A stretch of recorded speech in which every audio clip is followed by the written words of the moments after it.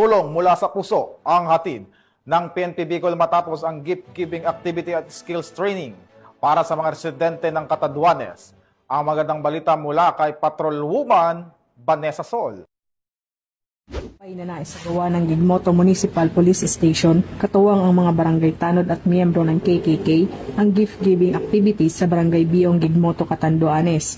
Layunin ng proyektong ito na magatid ng agaran at praktikal na tulong sa mga pamilya, partikular na sa mga nangangailangan ng proteksyon at suporta. Ilan sa mga ipinamahaging regalo ay ang mga pangunahing pangangailangan tulad ng tsinelas, tuwalya, kulambo at mga gamot. Samantala, matagumpay ding naisakatuparan ng Catanduanes 2nd PMFC RPSB team sa pakikipagtulungan ng Catanduanes State University ang 2-day skills training on creative craft para sa Maysuram Women's Organization sa Barangay Maysuram, Karamuran, Catanduanes.